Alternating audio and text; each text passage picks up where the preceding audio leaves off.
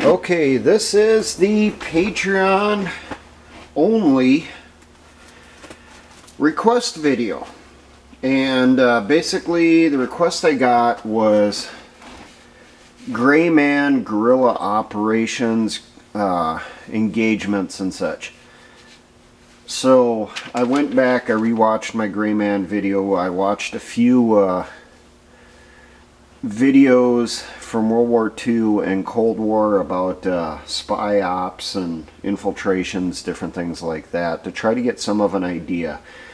And I also racked my brain going back to history, things that I had read in history books and that, and tried to remember some things from movies, especially ones from not long after World War II, where they would be a little bit more realistic on how they portrayed guerrilla operations in Europe and stuff. Now, something to always keep in mind. When you're doing something like this, you are wearing street clothes with no easily recognized uniform or means of identification, such as patches or armbands. So, you have no protections under the international laws of war. Under the international laws of war, you can be treated as a criminal, or, as the Bush administration did, declare them unlawful enemy combatants. A lot of people don't think about that. The reason the Bush administration fought so hard and for so long to declare terrorists captured in Iraq and Afghanistan and other places around the world, to get them declared as unlawful combatants, is because they have no protections under international law. Which means they could legally torture them, they could execute them, they could do whatever the hell they wanted to. And there is nothing that the human rights people could do, nothing that the Geneva Convention people could do, nothing that the Red Cross could do.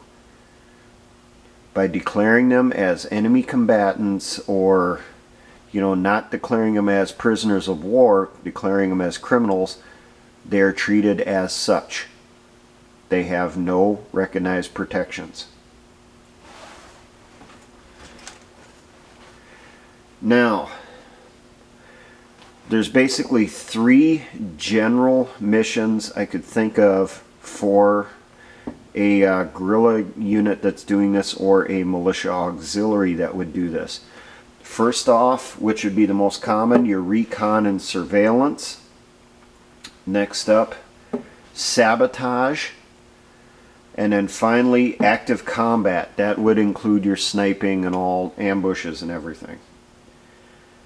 Now, with recon, you are actively monitoring a particular location for future operations. You're walking around, you're getting as much intel on it as you can. Now, with surveillance, that's more passive. You're passively monitoring a location, an item, or a person. You're just sitting there, or you're following behind in a vehicle. You're watching what they do. And you're taking general notes. Now, always remember, in those operations, you're trying not to be seen, try not to be noticed.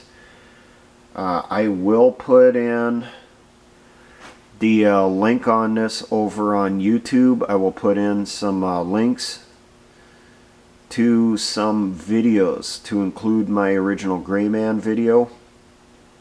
There's one in there about car surveillance 101, which is kind of a piece together thing of something from some security service that someone updated some of the information on. And I might put in some from World War II. Otherwise, if you go to the original Gray Man video, there is videos in the description from the OSS, from the early CIA videos and that stuff too. That'll give you somewhat of an idea on what to think about for blending in when you're doing this stuff. Now, you don't necessarily need to do the surveillance in person. You can employ cameras and also listening devices, or you can augment your people on the ground with that stuff. Now, information that you're trying to get. You're looking for set patterns. So you see patrols moving through the civilian market, moving on the streets. You're watching how they do things. Are they setting any types of patterns on how they're doing it? What types of weapons do they have and their number? So you're trying to get a number of generally how many machine guns, how many automatic grenade launchers, how many anti-tank rockets, so on and so forth, and trying to get some info on those weapon systems. A minigun will cause you more damage than a general purpose machine gun, so that might be something you might want to take a note if they have some of those in the convoy. You're looking at the attitude of your target. Are they passive or are they aggressive? Do they seem defensive? You know, passive, they're just there, they're walking through because they have to. Aggressive, they're pushing people around, they're taking stuff, they're questioning people. Defensive, they're walking through there and that stuff, but they're jumpy, they're always keeping watch, they're always paying attention, they're looking for people watching them, they're looking for potential attacks. You want to get the number of people that would be with the patrol. Could be on foot, could be inside the vehicles. Now you're trying to get information on the vehicles that are being used in the patrols. Are they wheeled? Are they tracked? Are they armored or not armored? Are they up armored? Meaning they have homemade armor added to the sides, which may not be as high of a quality, so it might be a little bit easier for you to breach with the right weapons. Are the weapons on them crew served? There's someone behind it. Or are they remote? Like you see with the Striker and is appearing in a lot of MRAPs now. Are the weapons on the vehicles in turrets or in open cupolas? You're trying to get an idea on the number of radios. Do they just have one with that dismounted patrol? Is there one with each vehicle or multiples with each vehicle? And how can you tell that? Count the number of antennas. You can only have one radio on each antenna. And be advised, some of those antennas could be for counter IED transmissions. So how do you tell the difference? Really, it's by the shape of the antenna. You're trying to find out if they have radios, what are the types, and generally get an idea of what's the range. A vehicle mounted radio will reach farther than a man-pack. A man-pack radio will reach farther than a handheld radio. That type of stuff. That'll tell you, do you need to use some type of jammer to use against the enemy here so they can't call in for reinforcement. If you can identify the type of radio, maybe that can tell you what its frequencies are to make it easier for jamming. There are people out there that have a lot of electrical knowledge and that stuff, a lot of technical knowledge. They should be able to help you out. What is the dispersal of the formation and what type of formation do they use? What's the space between vehicles? What's the space between troops? Are they moving through just generally fluidly adjusting to the crowd, or are they going through in a set formation? And how is that formation set up? What is the identified combat loads of ammunition? This particularly pertains to the dismounted patrols that are moving through an area. You're also looking for what are their regular routes of movement. Do they change it? Do they use the same ones over and over again? And also with their patterns and that stuff, when do you notice them doing radio checks, especially with that dismounted patrol? Because maybe you'll launch your attack after they've performed their radio check. They've done their radio check, you've seen it, you verified it, then you start jamming, then you attack.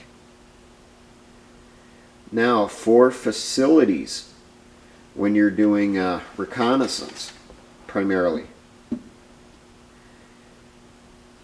when did the guards get changed out? How long are their shifts?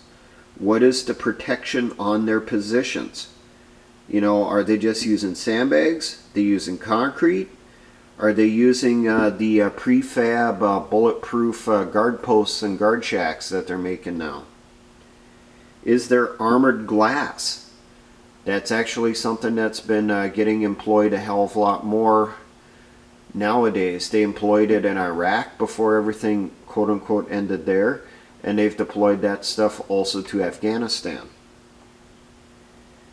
What are their emergency signals? How do they notify nearby troops, nearby patrols, nearby bases that they need backup? Are they using flares? Are they only using radios? Do they have some type of push button system on the guard shack there that if there's an attack, someone runs in there, hits that big red button, and that sends out the signal? What means of communications are there from the guard posts to the Tactical Operations Center, to the headquarters? And what's the means of communications from that little Tactical Operations Center to their next higher level headquarters? Are they using landlines? Are they using radios? Are they using satellite communications like satellite phones? You're looking for the weak points in their defense. Where can you get through the easiest without being noticed?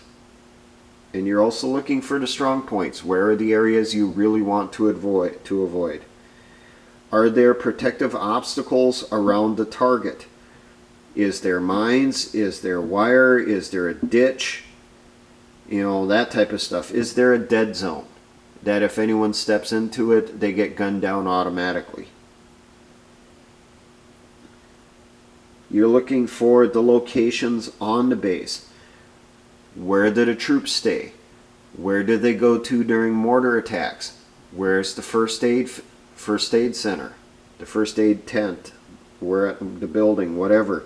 Where's the headquarters center? Where's the radio room if it's separate? Where's the generator room? Where does the ammo get stored? Where does fuel get stored? Where are the vehicles at? Where do the weapons go?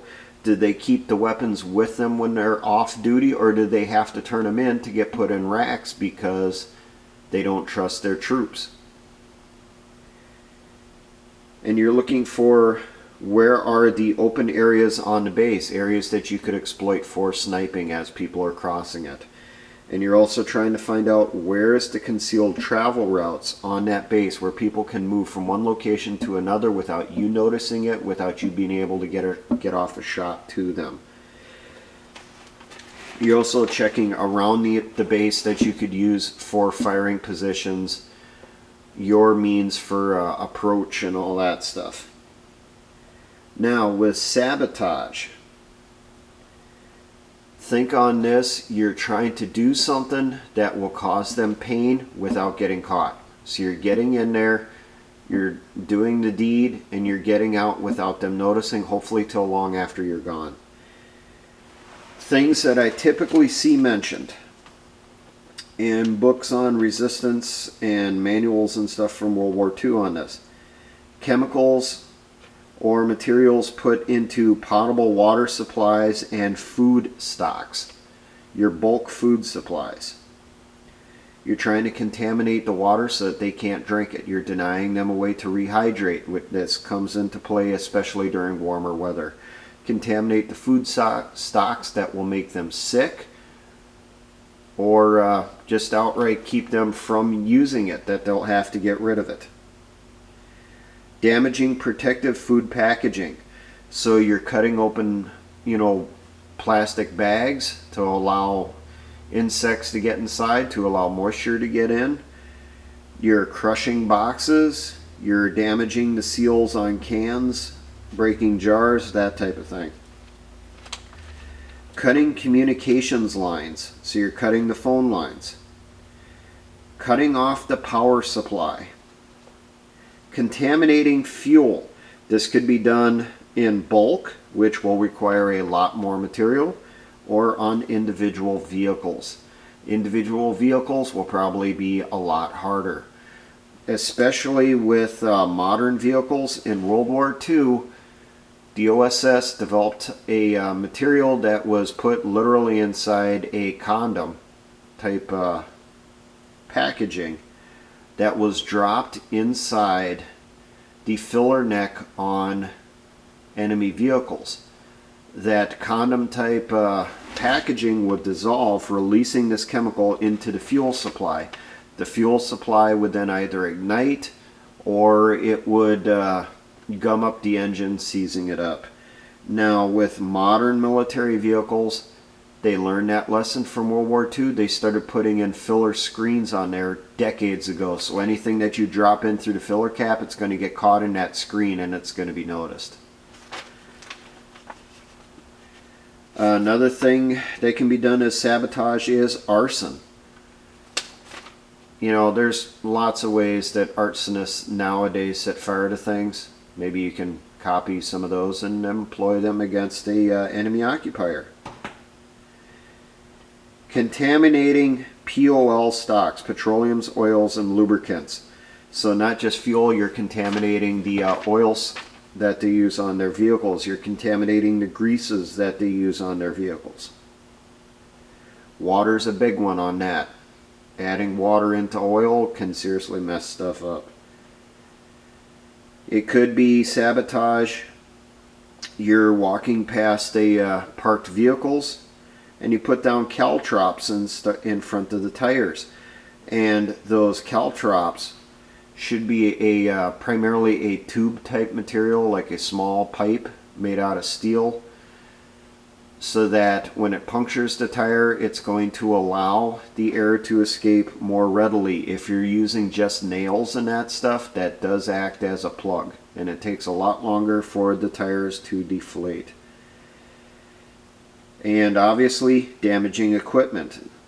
What you see with this in factories is disabling systems, safety systems that will cause breakdowns over time through usage, that will cause wear down on parts.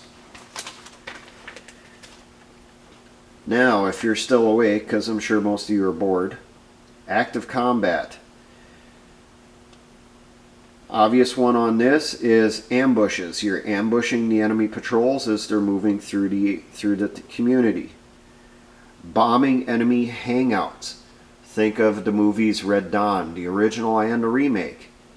You had those friendship centers, quote unquote, where the enemy troops would come back for rest and relaxation.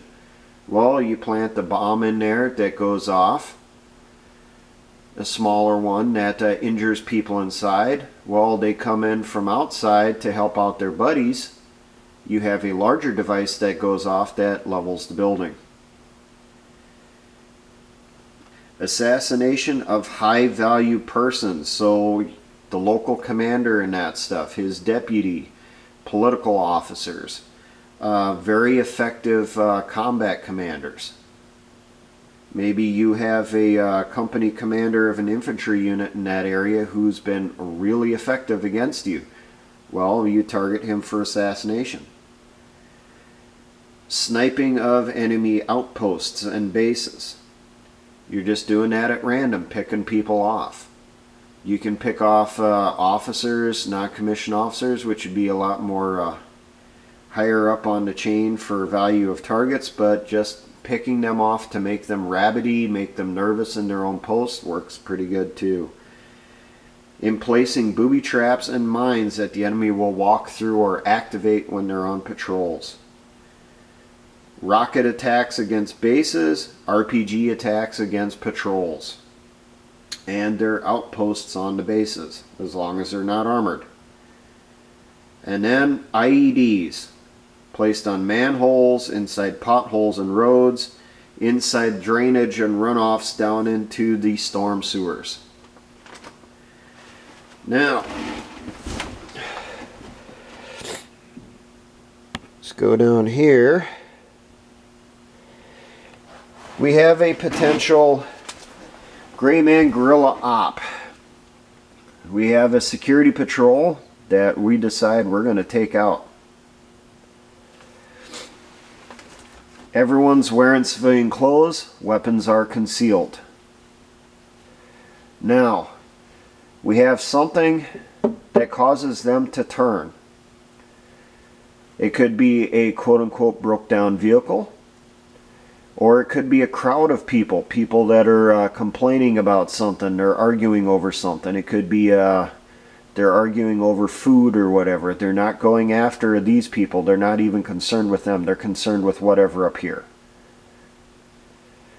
These guys see it, decide to avoid the situation, take this open road off to the side here.